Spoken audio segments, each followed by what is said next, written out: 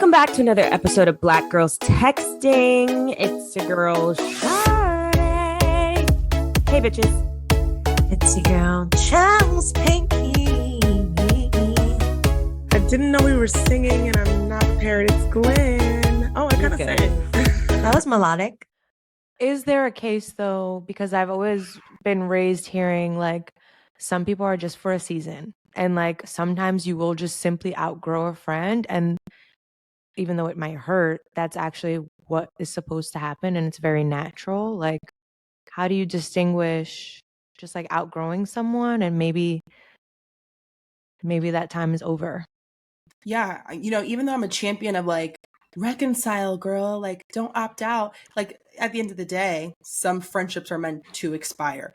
Maybe the friendship was totally circumstantial and we're friends because we work together and that was kind of our main thing. And now we don't. And now I don't care to put in the extra effort to keep you around, which sounds bad, but I mean, that's what it is. Yeah. If we share the same worldviews and now you adopted some conspiracy theories and it's taken you, and I'm like, I don't even know you anymore. That's going to probably reduce the pleasure I experience in this friendship. I think we have to ask ourselves honestly, because there's a difference between, man, I'm trying, but I don't think this friendship is still a thing. There's a difference between that and the person who wants out at every turn. The person who thinks it's a flex to say, people know they have one chance with me and then I'm done. That's an issue. So I think you have to know yourself and know, okay, which one is it? Are you always looking for an excuse to leave because you don't know how to resolve conflict? You don't know how to express yourself. You have child, an avoidant attachment. Attacked. Oh, are we coming down your pew? Okay, yes, right? Like a lot of us and I heard this is Dr. Marissa Franco. She wrote a book called Platonic, which is so good. And she was saying that when it comes to attachment style, that people who are anxiously attached and avoidantly attached, they both fear rejection. They just respond to it differently. So the anxious person looks like I'm about to be rejected. So are you okay? Do you see me? What can I do? I'm so sorry. Let me text you more. And the avoidant person looks like I'm going to get rejected. So you know what? Bump this. I don't need it anyway. Like, I'm good. I'm good by myself. Both responding to the threat of rejection. So I think some of us, we have to be honest to some degree about what's going on and what our motives are, Yeah. What about mixing friends? Like, I feel like last time we spoke, you were definitely a proponent for mixing friends. But what if mixing friends is causing like major disruption? I don't know. Like, is there a method to doing it properly? Are there like protocols? Like, if I introduce you to Glenn today, are you then allowed to be Glenn's bridesmaid tomorrow? Do you know what I'm saying? Like, are there protocols to this? Okay, yeah. So I'm a fan of mixing friend groups, but not like this is what we do, but I'm not against it. Let me say it like that. I'm not against it. But I do think there's an art to it, and sometimes it's not always appropriate. So the first question is like, okay, why am I bringing everybody together? Because we see this happen during like weddings, birthdays, bachelorettes. We're going to be mixing friends, right? But I personally believe that why some people are so reluctant to do it, which I totally get, is for two reasons. One is because of what we talked about earlier. So those three affinities of female friendship. One is secrecy. So feeling like we're in a vault together and we mutually prioritize each other. A lot of people sometimes feel threatened by like, if I bring this other girl into the mix, what if they vibe? I mean, I don't know how many of us would admit that, but sometimes it's like, I don't know if they're going to kiki like too much. And then what if they really hit it off and it feels really unnerving because remember, I want to be number one. Right. So I think some of us feel threatened by that. And I totally get it. I think another reason we're reluctant is because, we tend to show different sides of ourselves with different people, not in a fake way, but just maybe you see different sides of me. So sometimes people don't want to mix because it's like, I don't know who I am in the dynamic. And it kind of like, I don't know how to flow in an ecosystem with the three of us instead of the two of us. So just not knowing how to be or what that looks like, because you're going to see, a different dynamic. So I understand why people would be reluctant. But if you are bringing your friends together, I think two things you can do to help ease things is one, try to resist talking about things the other person doesn't know what y'all are talking about when you're together, which I feel like feels basic, but you'd be surprised. So just like if we have inside jokes and stuff, like we're not going to do that in front of other people. That's not going to help. The second thing is before y'all even get together, I like telling the other person like positives about the other person, like to give them things to chat about. Like, oh my gosh, like you just got a new apartment. So did she. Wait, what side of town did you move on? Oh my gosh. And they can go and talk about the apartment hunting process. So I'm doing the labor for you because I'm the nucleus of this group. So if I'm trying to make it go well, I feel like that's my job as the host. And then finally, after they gather, I like sending my friends little things that the other person said. I mean, if it's true. So I like saying like, oh, hey, thank you for coming last night. Tiffany could not stop talking about how funny you are, by the way. So I'm really glad you came out. So I'm doing things to help everybody feel good in the mix, you know? So there's an art to it, but I also totally understand why some people would be reluctant. But the last thing I'll say is think about what we said earlier about sometimes it's helpful to have those third parties or shared friends to help people mediate during conflict. So for people who want every friendship to be a silo, just me, and I want to kind of be territorial about it, I understand. But I just also want to say there are advantages to having some of my friends know each other. Like think about when you're in a crisis or just little things like that. It helps when these people can like combine their powers and join voices. Like, have you heard from Danielle? No, I haven't heard from her either. I'm a swing by, you know, so there's benefits to your community knowing each other. And then question about the protocol, because I'll just do a hypothetical. Danielle, you and I, roommates all college, besties. Glenn, you and I grew up together, besties. We all happened to move to Colorado. So Danielle, you and I live in Colorado. Glenn comes and visits, and the next day, you and Glenn are planning a freaking, I don't know, ski trip to Aspen. Is that normal? And you don't invite me. And I've never met Danielle before. And you've never met Danielle before, but now you guys are. You know, I have no idea what the research says about that. I can just say personally, I don't think I do it just because I've just seen too much. I've seen too much. So I know you don't owe anybody a heads up, but like to me, I feel like personally, Danielle would be like, hey, we were going to go do this together. Like, are you cool with that? And I just would rather do that than give any appearance of conspiring against my friend or doing something behind your back. I don't even want it to look like it. That's just me. So I don't know. I know. What are your thoughts? Do you think that's a big no-no? I do. I think I have this thing where I actually just made a TikTok about it, but I was thinking like sometimes you're not invited because they don't want you there. And that's hurtful.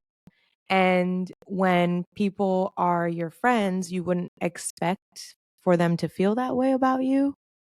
And so my knee-jerk reaction is to then be like, okay, well, I don't need to be your friend.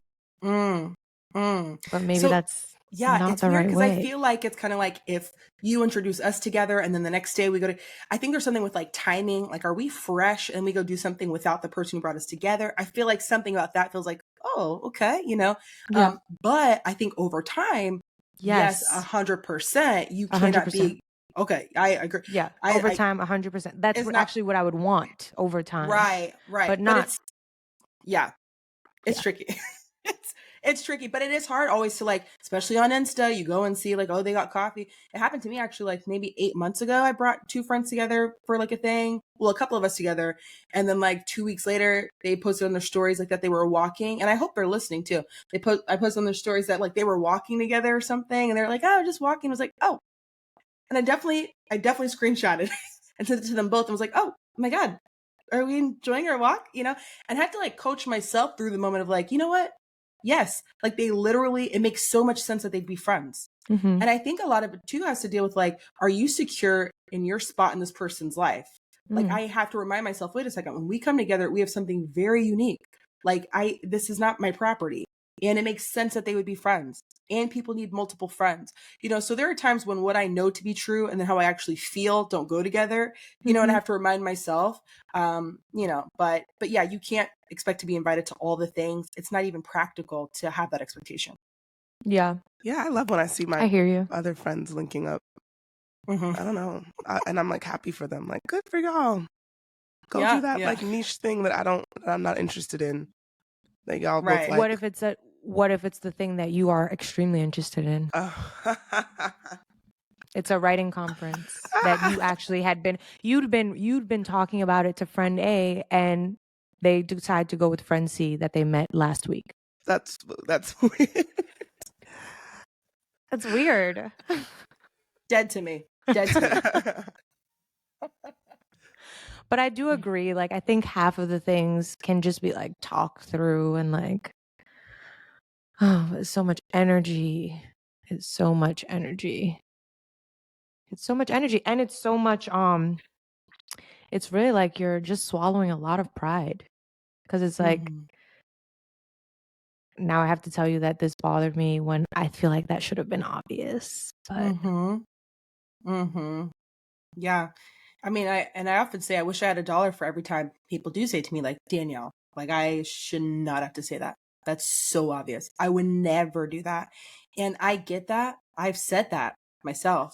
But I think that that's a relationship killing myth, is that we should be so close that our closeness transcends a need for communication.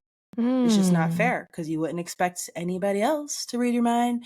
Yeah. But I think it's worse for women because of the whole like women's intuition and the sixth sense, and you're a woman, I'm a woman. I think we secretly believe that I shouldn't have to say it because you're another woman, and that's obvious. But it's not. In a lot of cases, it's really not. That's fair. That's fair and valid. What about make new friends, keep the old? Like, I'm thinking we're all adults, and personally, I've been lucky to make, like, I was always taught, like, no new friends, like your old friends, your original friends, the OG crew. But like, I've met some like really amazing people in the last maybe 4 years, and they've now become super close to me. What's your opinion on like friend strength or friend level versus up against like the amount of time? Yeah, so there's some research that suggests that a lot of men tend to qualify their best friendships according to duration, while women kind of qualify it based on who knows the most about me. So maybe we met 2 years ago, but we've engaged in so much of that self-disclosure that happened in the vault that I'm like, oh my gosh, she is me, I am her. Like, and it doesn't matter that I haven't known her for 10 years. It doesn't matter. So I know duration is like a big thing. But yeah. And then also just practically, like, you really expect to live 40, 50 more years and not meet new friends? Like, that makes me sad. So to some extent, practically, I cannot expect that over the next 40 something years, I will not make new friends. I think it's a very romantic idea, the idea of meeting friends like in college and like, those are my girls for the rest of our lives, but it's not a movie. Like, my 42-year-old self is going to meet new girlfriends, and I'm so excited for that version of myself. And when I'm 55, I'm going to meet new girls. Oh, I can't wait to meet my future self and who her girls are. Like, thinking about it that way, like, I'm excited for who is going to cross my path and come into my life. I'm so excited for her, and so I just, the whole like excuse me, the whole no new friends thing, I'm just not a fan. Yeah. My Glenn and Sade make fun of me about this application called Clubhouse, and it is now kind of a cesspool, but I have made some really good friends on that app, and some of them I just met for the first time recently. And they're new friends, and they're virtual friends, but they're real friends. So love that for you. It's very cute. It really is. Yeah. And then, do you think women and men can have like genuine real friendships, in your opinion, or based off of the research? Yeah, I normally opt out of this question. Okay. I was like, oh, I'm here for the girls. I feel like I asked you last time and you opted out. And I was like, that's such a great question. Why don't you take that to your social media and see what people think? All I'll say is, I know that there are women who swear that they have guy friends and it is a pure platonic thing. And I always feel like, who am I to be like, there's something secret there. So, so I'm not here to like question that. But I do understand the running joke, like on TikTok, of like, you have the guy friends, and then that day where you guys are hanging out and he's kind of, I look out of the corner of your eye, you feel him kind of like staring at you. Like he wants to say something. He's like, yeah, I want to, can I ask you something? You're just like, oh God, No, you ruined it. You ruined it. You know, so I see both sides. I'll just say it like that. Okay, and fighting for our friendships. Like, can you talk about like the process of writing this book and how was it? Like, yeah, tell us more about the whole process. Yeah, I never really planned to write a book until somebody on TikTok was like, "Oh man, I'm just over here waiting on your book." Like dot dot dot, and I was like, "Oh, I guess that would make sense." You know, I'm sharing research, I'm giving some strategies. Like it kind of felt like it made sense to have like a consolidated space of like, here's all the things in one book. And so we developed the book and we made it into 3 parts. The first part almost takes an aerial view, looking at the mechanics of women's friendships. Why do we do what we do? How do we connect how we connect? But then we can understand conceptually all day long. At some point, you need to be tangibly equipped with the day-to-day business of being friends. So part 2 is coming back down to the ground level. Okay, here's what to do if she's clingy, controlling, love obsessed, negative. Like we get into the tangibles. And then the final part of the book is, I'm pushing for you to save your friendship, but I also understand sometimes it's just not going to work. And it would be unhealthy to stay. And so the third part of the book is about how to gracefully determine an exit and to stay resilient, even if a friendship has to expire.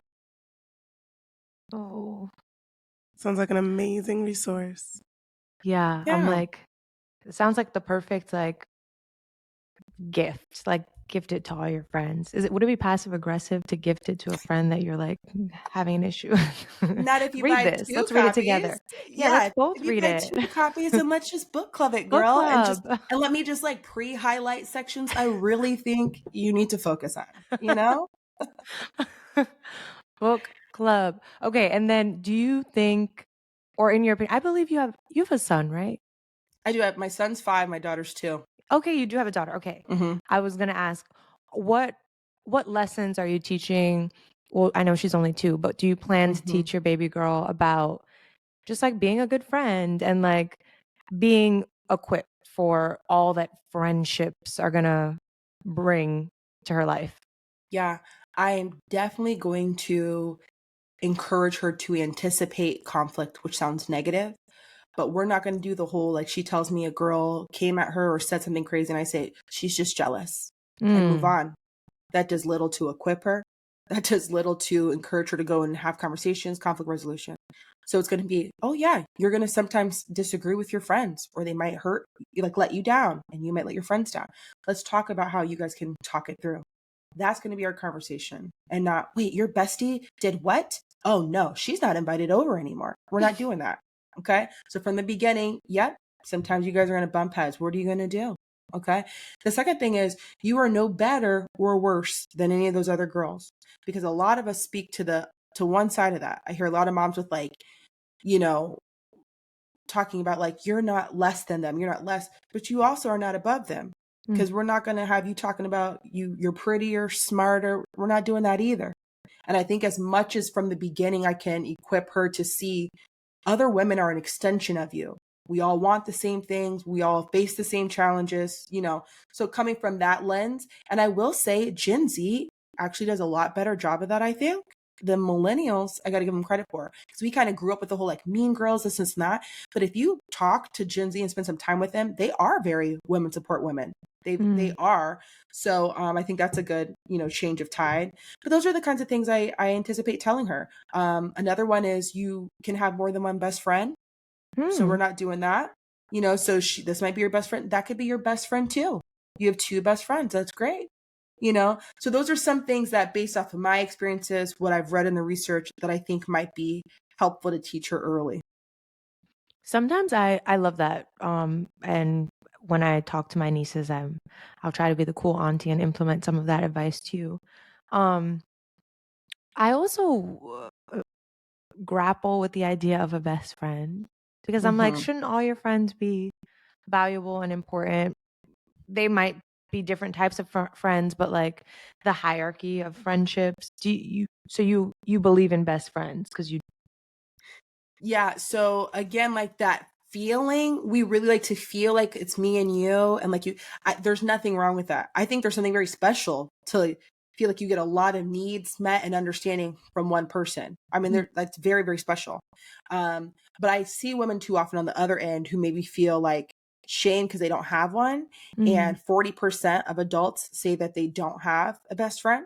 And so I'll just say this, the research shows that people who have relational diversity are happier people, meaning people who have work friend, mom friend, club friend, neighbor friend, church friend, gym friend tend to be happier than the person who has neighbor friend, work friend.